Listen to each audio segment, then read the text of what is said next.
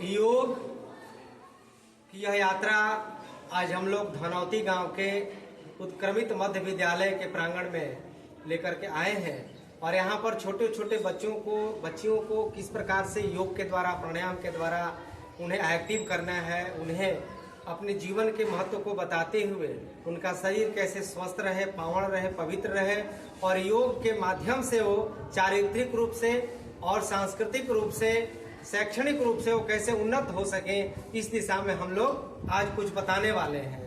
तो आज मैं आपको 4 प्रकार के प्राणायाम बताएंगे। कितने प्रकार के? 4 प्रकार के प्राणायाम। भस्त्रिका, कपालभाति, अनुलोम विलोम और भ्रामरी प्राणायाम। कितने हो गए? 4 हो गए। और चारों प्राणायाम करने के लिए आपको किसी न किसी आसन में बैठना होगा। आसन पहला होता है, ऐसे विभिन्न प्रकार के आसन हैं। पीछे आ जाओ।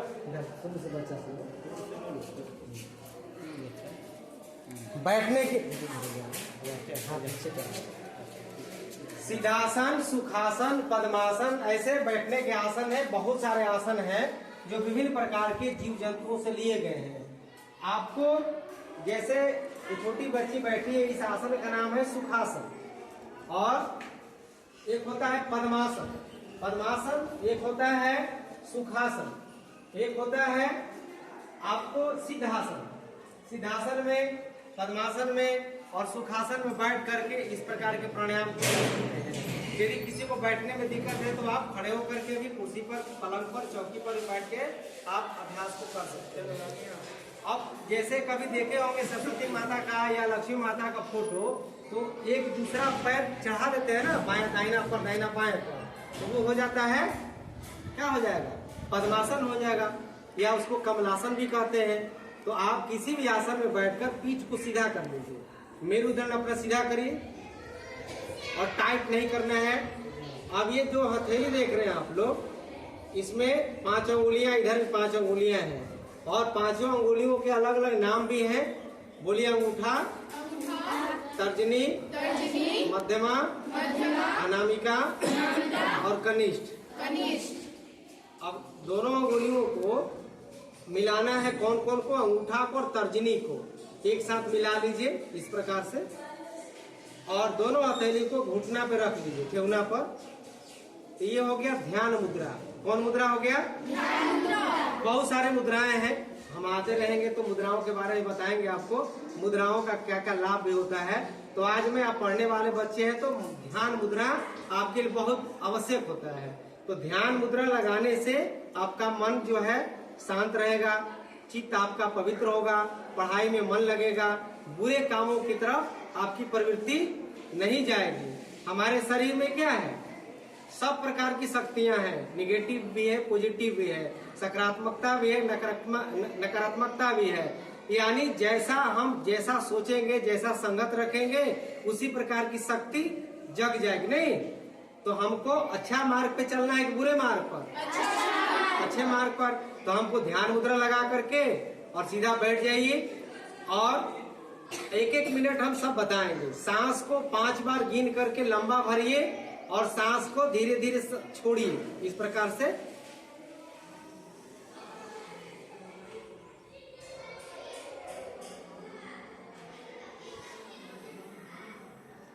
घुमाते रहना, छोटी धीरे तो घुमाते रह धीरे धीरे। आप 5 बार धीरे धीरे सांस को भरिए और धीरे धीरे सांस को छोड़िए।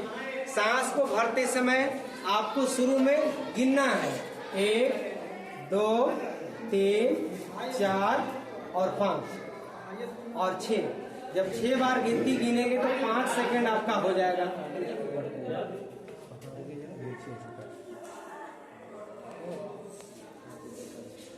भस्त्रिका प्राणायाम करने से हमारे शरीर में ऑक्सीजन का लेवल घटेगा कि बढ़ेगा? बढ़ जाएगा। जब ऑक्सीजन लेवल बढ़ेगा तो हमारे शरीर के अंदर जितने भी खून होते हैं वो शुद्ध हो जाएगा। क्या होगा? शुद्ध हो जाएगा। शुद्ध हो जाएगा। अब हमारे शरीर में जितना खून है वो हर मिनट में 1 बार शुद्ध होने के लिए कहाँ जाता है? हृदय में जाता है, हार्ट में जाता है, लंग्स में जाता है। इधर से हम सांस भर रहे हैं तो सांस भरते समय हमारे आसपास में जितने भी प्रकार के गैस होते हैं सब अंदर चला जाएगा ना। यहाँ तो कोई मशीन लगा नहीं छांटने वाला कि ऑक्सीजन को ले लेगा, हाइड्रोजन को छोड़ देगा, कार्बन डाइऑक्साइड को छोड़ देगा, सब अंदर चला जाएगा।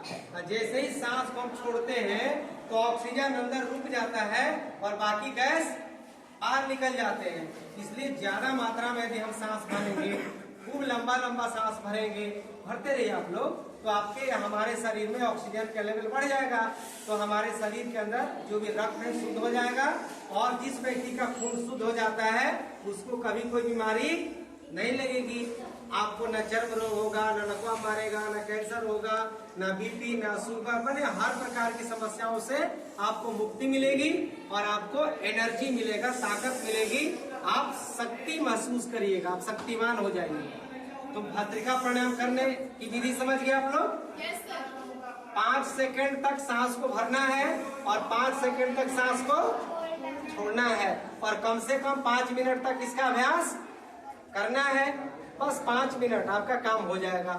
और दूसरा अभ्यास है कपालभाति का। कपालभाति में नाक से झटके से सांस को बाहर छोड़ते हैं। आप लोग कभी छींकते हैं? कहाँ से छींकते हैं? नाक से। छींक क्यों आती है? बोलिए।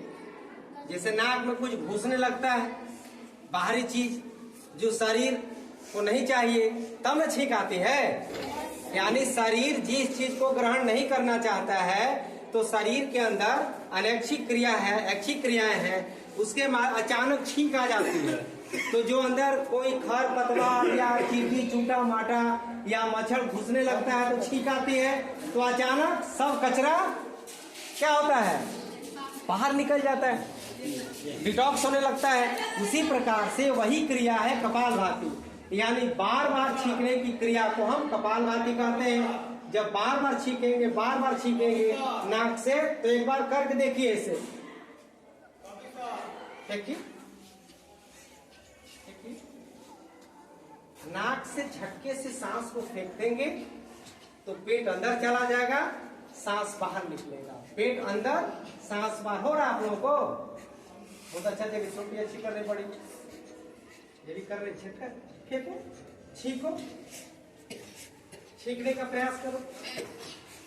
अब इस प्रकार का अभ्यास जब करिएगा कपालभाति केवल 5 मिनट, तो आपको कभी भी पेट दर्द नहीं होगा, भूख खूब बढ़िया लगेगी, पाचन तंत्र मजबूत हो जाएगा और शरीर के अंदर हीमोग्लोबिन इससे बढ़ जाता है। क्या होता है इससे? हीमोग्लोबिन बढ़ जाता है। हीमोग्लोबिन बढ़ेगा तो आपका पैर कटाएगा नहीं, पैर दर्द नहीं करेगा, आपको दौड़ने कूदने खेलने में आपको शक्ति महसूस होगी। तो कपालभाति हमेशा आपको 5 मिनट खाली पेट में करना है। और इस अभ्यास को करेंगे तो शरीर के अंदर के जितना कचरा है वो सब धीरे धीरे क्या होगा? बाहर निकल जाएगा। सब कचरा बाहर निकल जाएगा और गैस कब्ज कभी नहीं बनेगा आपको। इसलिए कपालभाति का अभ्यास सबको करना है और खाली पेट में करना है। अब अगला अभ्यास है अनुलोम विलोम। क्या नाम है इसका? नाम सुने आप लोग? देखिए, आप सारे बच्चे जानते हैं कि इनका योग दिवस भी मन रहा है। 21 जून को हर स्कूल में मनाया जा रहा है, हर जगह मनाया जा रहा है। तो अब 21 जून आने वाला है, अंतर्राष्ट्रीय योग दिवस। 21 जून की तैयारी भी आज से हम लोग शुरू कर देते हैं। मन ही मन योग, प्राणायाम, आसन। अब तो इससे ओलंपिक में भी जोड़ दिया गया। अच्छे आसन करिएगा तो ओलंपिक में भी आप भाग लेकर के मेडल ला सकते हैं। तो अब मैं अनुलोम विलोम बताने जा रहा हूँ, धीरे धीरे। अनुलोम विलोम में क्या करना है कि बायां हाथ आपका ध्यान मुद्रा में रहेगा और दाहिना हाथ ऊपर उठा लीजिए। राइट हैंड तर्जनी को मोड़ लीजिए और अंगूठा को अपने दाहिने नाक पे रखिए, दाहिने नाक पर, और बाएं नाक से सांस भरिए। आपका बायां हाथ कहाँ रहेगा? घुटने पर। दाहिना हाथ उठाना है, राइट हैंड, ये वाला। हम इधर से उल्टा उठा, इसलिए उल्टा लगा। अब दाहिना अंगूठा दाहिने नाक पे रख करके बाएं नाक से धीरे धीरे सांस भरिए और जब सांस भर जाए तो बीच की 2 अंगुली से बाएं नाक बंद कर दीजिए और सांस को दूसरे नाक से छोड़िए और फिर इसको बंद करके और दूसरे नाक से सांस को लीजिए। यानी बायां से लेना है, दाहिना से छोड़ना है, फिर दाहिना से लेना है और बाएं से छोड़ देना है। समझ में आ रहा आप लोगों को? पहली बार हम सांस को किस नाक से लेंगे? बोलिए बाएं नाक से। मेरे साथ बोलिए, अनुलोम विलोम, अनुलोम विलोम। अनुलोम विलोम में सबसे पहले बाएं नाक से सांस को भरना है और फिर बाएं को बंद करके दाहिने से छोड़ना है, फिर दाहिने से लेकर बाएं से छोड़ना। इस क्रिया का क्या नाम हुआ? अनुलोम विलोम। इस क्रिया को करते रहिए, थोड़ा करते रहिए अनुलोम विलोम, दाहिना हाथ से राइट हैंड से। पीठ सीधा रखिए, अनुलोम विलोम का अभ्यास करिएगा तो आपको पढ़ाई में खूब मन लगेगा, क्योंकि दाहिना नाक का संबंध दिमाग के बाएं हिस्से से और बाएं नाक का संबंध दिमाग के दाहिने हिस्से से है। तो आपका दिमाग भी ठीक हो जाएगा, आपको पढ़ाई में मन लगेगा और जो पढ़िएगा वो ज्यादा से ज्यादा याद होगा। और परीक्षा जब देंगे तो ज्यादा लिखेंगे कि कम लिखिएगा? ज्यादा लिखेंगे तो नंबर कम आएगा कि ज्यादा? ठीक है, तो नंबर कम आना चाहिए कि ज्यादा? उसके लिए आपको क्या करना होगा? अनुलोम विलोम करना होगा। अब मान लीजिए सब्जी काटना है तो चाकू को भोथर चाकू से काटेंगे कि उसको धार लगाकर? हाँ, सही समझ में आया। तो खाली पढ़ने से काम बनेगा कि दिमाग को तेज करना भी पड़ेगा? नहीं तेज करोगे तो अंदर खतरा हो जाएगा। इधर आ जाओ। चौथा अभ्यास है भ्रामरी प्राणायाम। भौरा देखे आप लोग? कैसा होता है? काला काला होता है। तो भौरा कैसे बोलता है?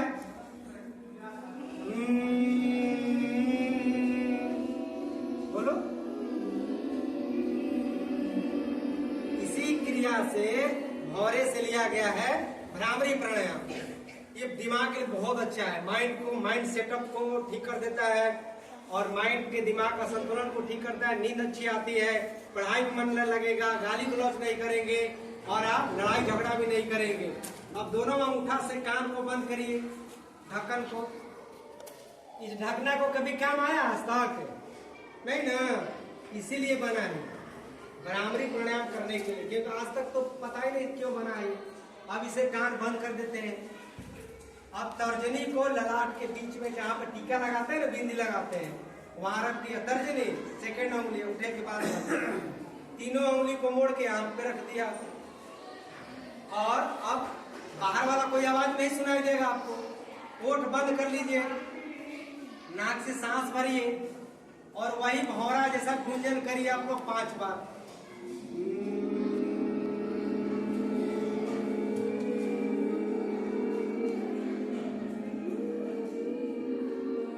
5 बार करिए, लंबा सांस भरिए।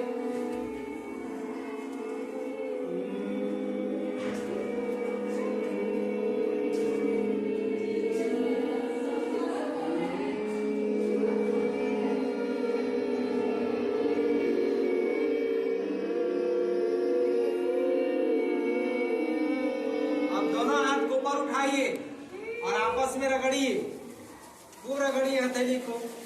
और हथेली थोड़ा गर्म होने लगे तो दिव्य ऊर्जा को अपने आंखों पर, ललाट पर थोड़ा ऐसे मालिश करके और आंख को खोल। अच्छा लग रहा है? थोड़ा मुस्कुराइए। हंसना चाहिए कि रोना चाहिए? हंसना चाहिए, फूलों की तरह। इसलिए जीवन में मुस्कुराहट रखना है, तनाव से दूर रहना है और पढ़ लिख करके आगे बढ़ना है। कहाँ जाना है? आगे बढ़ना है। आपको टीचर बनना है, प्रोफेसर बनना है, डॉक्टर बनना है, इंजीनियर बनना है, यानी अच्छे अच्छे पदों को धारण करके और अच्छा चरित्र भी रखना है। चरित्र कैसा होगा? अच्छा होगा। लड़ाई झगड़ा नहीं करेंगे, गाली गलौज नहीं करेंगे, मारपीट नहीं करेंगे, एक दूसरे के साथ मिलजुल करके रहेंगे और अपने गुरुओं के प्रति श्रद्धा रखेंगे। क्या रखेंगे? श्रद्धा रखेंगे।